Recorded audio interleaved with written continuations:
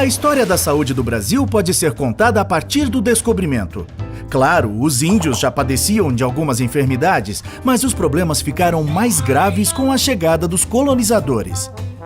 Foi lá, 500 anos atrás, que começamos a busca por soluções para as questões de saúde dos brasileiros. Terra vista!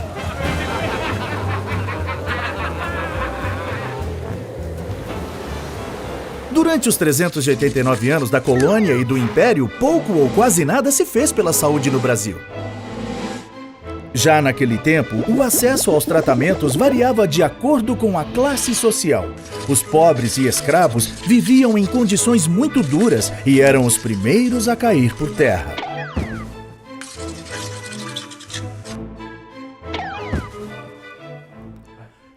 Já os nobres e os colonos brancos com posses tinham acesso aos médicos e remédios da época, e assim, maiores chances de enfrentar as doenças e a morte. Para a maior parte da população, a opção eram as Santas Casas de Misericórdia, implantadas pelos religiosos. Mas os hospitais viviam na pobreza e, na maioria das vezes, os tratamentos não iam além da canja de galinha e da caridade. Os doentes recorriam aos curandeiros ou similares, na época, os grandes conhecedores das terapias de cura e do poder das ervas medicinais brasileiras.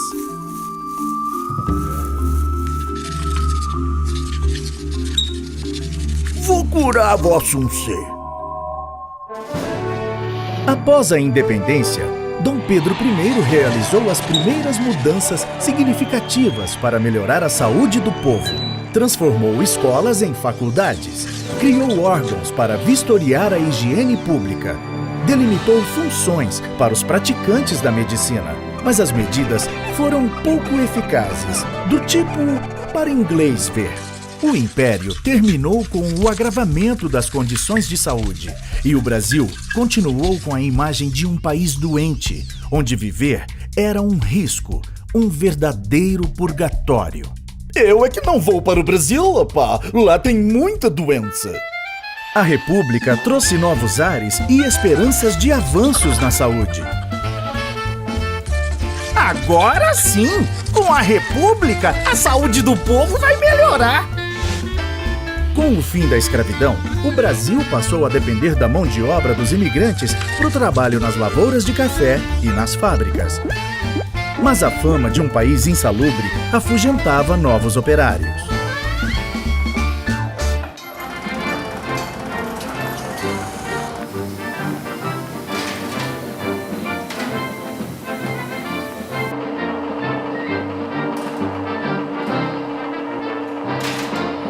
O período de 1900 a 1920 foi marcado por reformas urbanas e sanitárias, principalmente nas grandes cidades, áreas portuárias e no Rio de Janeiro, então capital da República.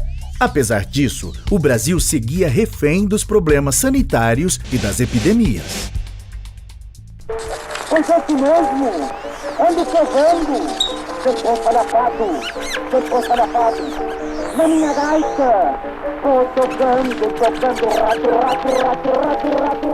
As mudanças propostas por muitos eram contrárias aos interesses políticos e econômicos daquele tempo. No entanto, o crescimento do país dependia de uma população saudável e com capacidade produtiva. Os sanitaristas comandaram este período realizando campanhas de saúde.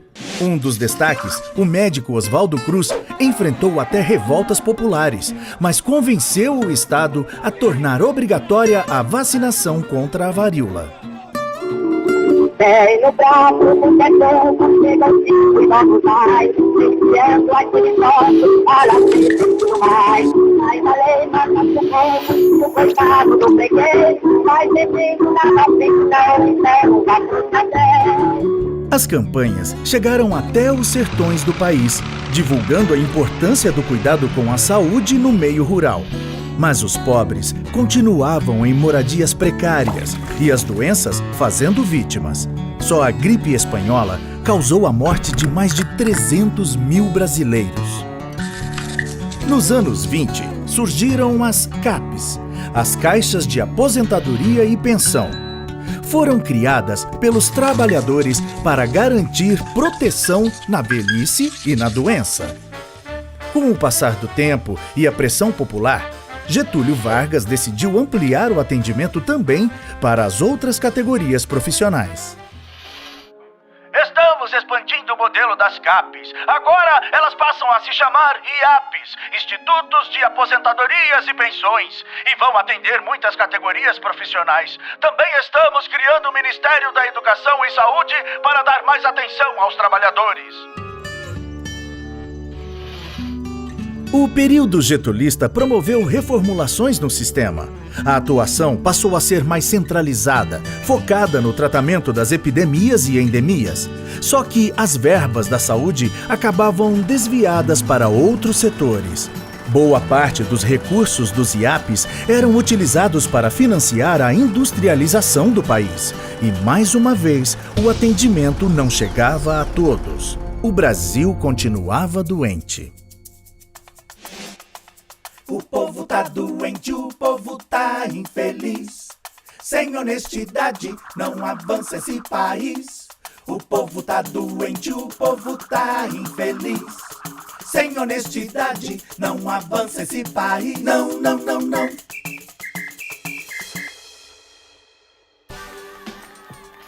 A Constituição de 1934 proporcionou aos trabalhadores novos direitos, como a assistência médica e a licença gestante. Até que em 1943 veio a CLT, Consolidação das Leis do Trabalho, que além dos benefícios à saúde, criou o salário mínimo e outras garantias trabalhistas. Com a Segunda Guerra, o mundo paralisou perplexo diante de Adolf Hitler. Regulären Pulsaten geschlossen. Seit 5:45 wird jetzt zurückgeschossen. Und von jetzt ab wird Bombe mit Bombe vergolten. No Brasil, o desafio era levar mais saúde ao povo brasileiro.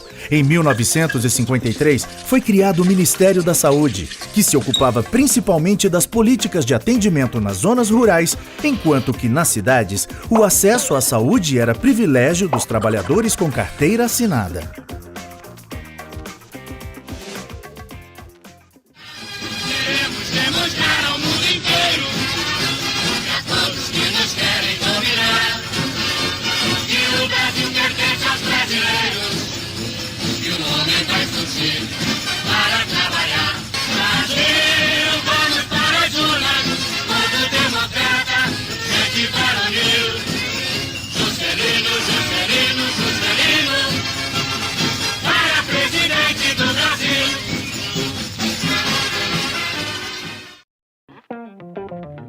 O presidente JK estava muito ocupado em construir a nova capital e dar impulso à industrialização.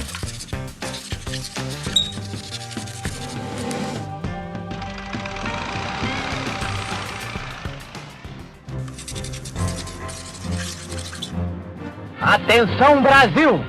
Atenção Brasil! Atenção Minas Gerais!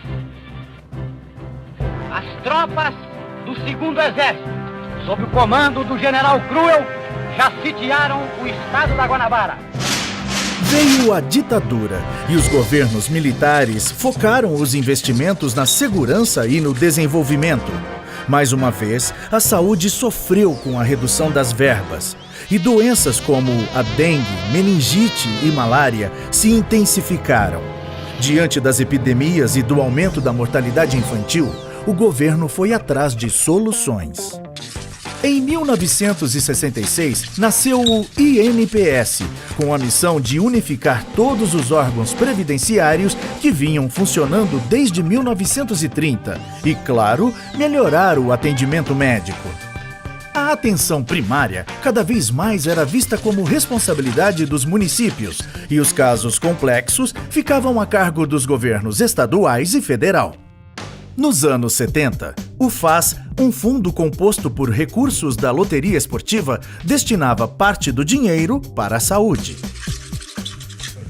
Acho que isso é uma zebra. Mesmo assim, No auge do milagre econômico brasileiro, as verbas para a saúde representavam apenas 1% do orçamento geral da União. A piora nos serviços públicos deu força para o crescimento dos grupos privados e os brasileiros entraram na roda viva dos planos de saúde. Saúde virou sinônimo de mercadoria. A 8ª Conferência Nacional de Saúde, em 86, ampliou os conceitos de saúde pública no Brasil e propôs mudanças baseadas no direito universal à saúde com melhores condições de vida. A forte presença de organismos internacionais também abriu os olhos da sociedade para o valor de ações de saneamento, medicina preventiva, descentralização dos serviços e participação nas decisões. O relatório produzido durante a 8ª Conferência foi tão importante que serviu de base para a elaboração do capítulo de saúde da Constituição de 88 e para a criação do SUS, Sistema Único de Saúde.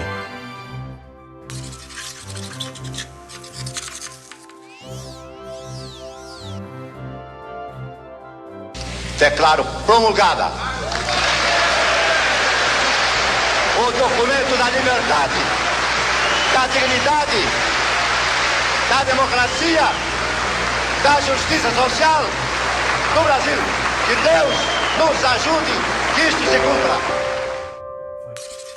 Embora ainda com participação do setor privado, o SUS estabeleceu o princípio de um sistema de saúde gratuito e de qualidade para todos os brasileiros. Vários programas importantes, como o PSF, Saúde da Família, o Profai, de Formação em Enfermagem, e as RET-SUS, Escolas Técnicas Profissionalizantes, foram criados nessa época e até hoje contribuem para a qualificação e humanização do atendimento. O Brasil mudou de patamar na saúde pública. Os avanços são inegáveis, mas os desafios continuam imensos. Até hoje, o SUS não recebe verbas suficientes e isso tem reflexos diretos na qualidade do atendimento. A saúde também segue sofrendo as consequências da corrupção e do gigantismo do Brasil. Assim como há 500 anos, ainda estamos em busca de uma saúde de qualidade para o povo brasileiro e esperamos pelo momento onde o Brasil faça valer o artigo 196 da Constituição. Saúde, um direito de todos, um dever do Estado.